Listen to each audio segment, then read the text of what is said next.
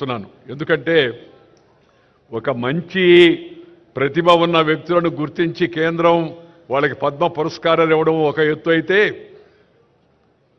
అలాంటి పురస్కారాలు అందుకున్న వారిని, మన తెలుగు వారిని ఈ రాష్ట్రంలో పిలిచి సన్మానించాలని చెప్పని అనుకోవడం అవుతుందో ఇది మంచి సాంప్రదాయం అని చెప్పని నేను భావిస్తున్నా. సాంప్రదాయానికి నాంది పలికిన రేవంత్ రెడ్డి గారిని హృదయపూర్వకంగా అభినందిస్తున్నా. నాకన్నా చిన్నవాడు కాబట్టి ఆశీర్వదిస్తూ ఉన్నాను. శ్రీ రేవంత్ రెడ్డి నాకు చిన్నప్పటి నుంచి తెలుసు. చైతన్యశీలి, ఉత్సాహవంతుడైన యువకుడు. అలాంటి వారికి రాష్ట్ర ముఖ్యమంత్రిగా అవకాశం వచ్చింది.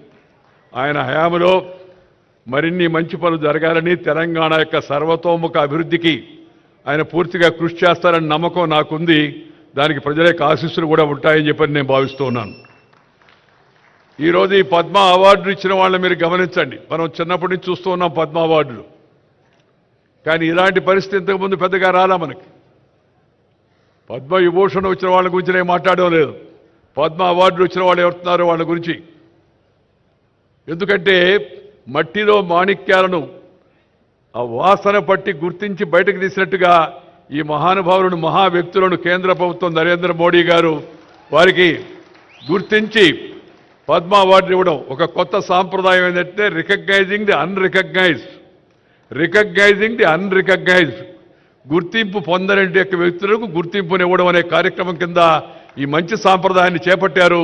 వారికి కూడా నేను శుభాకాంక్షలు అందజేస్తూ ఉన్నాను. నా తోటి మిత్రుడు, ప్రేమపాత్రుడు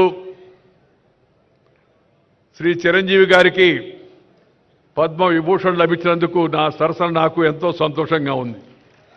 ఎందుకంటే నేను ఎప్పుడు ఆయన నటనా సామర్థ్యాన్ని గురించి, ప్రతిభను గురించి చెప్తూ ఉంటాను.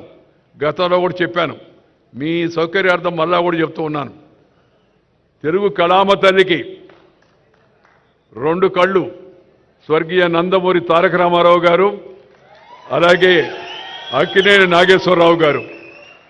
తెలుగు కళామ తల్లికి 2 కళ్ళు స్వర్గీయ నందమూరి తారక రామారావు గారు, అక్కినేని నాగేశ్వరరావు గారు అయితే 3వ కన్ను శ్రీ చిరంజీవి గారని చెప్పని సందర్భంగా నేను మనం చేస్తా ఉన్నాను.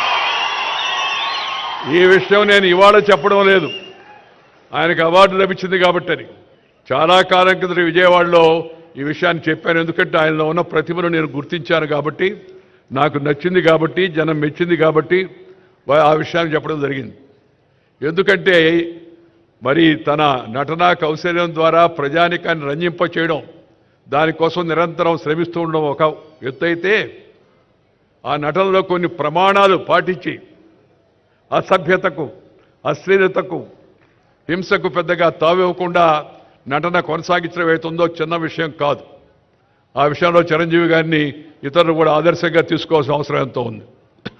రెండవది, మన యొక్క ప్రజా జీవనంలో ఉన్న వాళ్ళందరూ భారతీయ సంస్కృతిని పాటించి share and care is the core of Indian philosophy. ఆదికాలం నుంచి, వేదకాలం నుంచి, పుణ్యకాలం నుంచి, పురాణకాలం నుంచి మన పూర్వీకులు అనుభవించి, రంగరించి, మనకు మేళవించి, మనకు అందించిన వారసత్వం అవుతుందా భారతీయత. నువ్వు పెంచుకో, ఇతరులతో పంచుకో, పెంచుకో, పంచుకో. ఈ షేర్ అండ్ కేర్ అనేది మన పెద్దలు మనకు అందించినట్టు పెద్ద గొప్ప నానుడి. దాన్ని వారు జీవితంలో ఆచరిస్తూ పెద్ద నటుడుగా పేరు వచ్చినా, రాజకీయాల్లో అవకాశం వచ్చి పైకి వెళ్ళినా, మరి కింద జనానికి, సామాన్య జనానికి మేలు చేయాలనే ఉద్దేశంతో ఆ బ్లడ్ బ్యాంక్ కార్యక్రమాన్ని చేపట్టి దాన్ని కరోనా సమయం ఆ తర్వాత కూడా నిరంతరం కొనసాగించడం అవుతుందో ఇది చాలా చాలా అభినందించిన విషయం అని మీ అందరూ కూడా నేను మనం చేస్తున్నాను. అందుకని సహజంగా వారికి ఈ అవార్డు వచ్చిందని తెలిస్తే నాకు చాలా సంతోషం వేసింది. మిత్రులారా, నేను పెద్దగా ప్రసంగించాను, సమయం కూడా చాలా ఎక్కువైంది, కాలాతీతమైంది.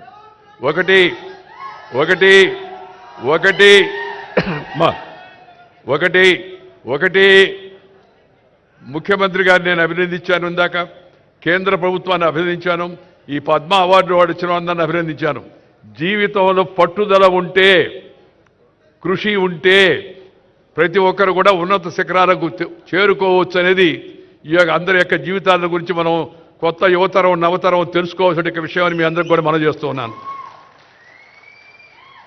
కృషి, అందువల్ల ప్రతి ఒక్కరికి జీవితంలో క్రమశిక్షణ, సమయ పాలన, మాట తప్పకుండా ఉండం, నీతి నిజాయితీ, ఇతరులతో తనకు వచ్చిన దాన్ని పంచుకోవడం అవుతుందో అలవాటు చేసుకుంటే తప్పనిసరిగా జీవితంలో యువతరం కూడా పైకి వస్తారని చెప్పని నేను ఈ సభలో ఉన్న యువకులకే కాకుండా రాష్ట్రంలో ఉన్న యువకులందరికీ కూడా నేను ఈ సందర్భంగానే మనవి చేస్తా ఉన్నాను.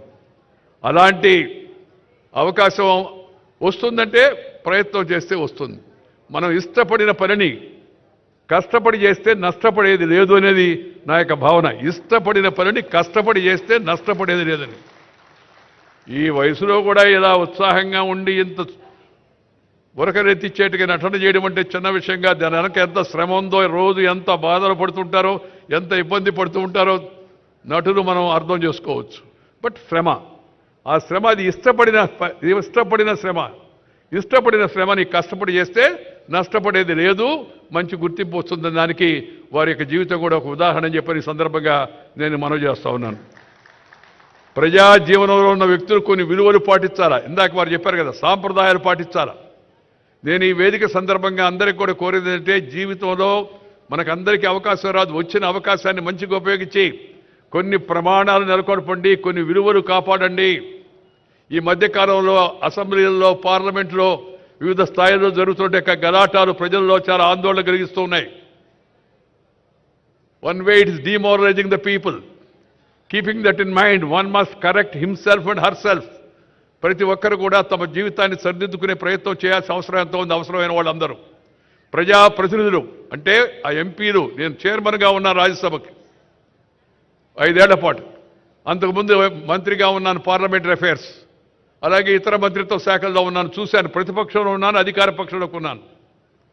మనము మన ప్రవర్తన జనమంతా చూస్తూ ఉంటారు, అభినందిస్తూ ఉంటారు. నాకు పాత రోజులు బాగా గుర్తు.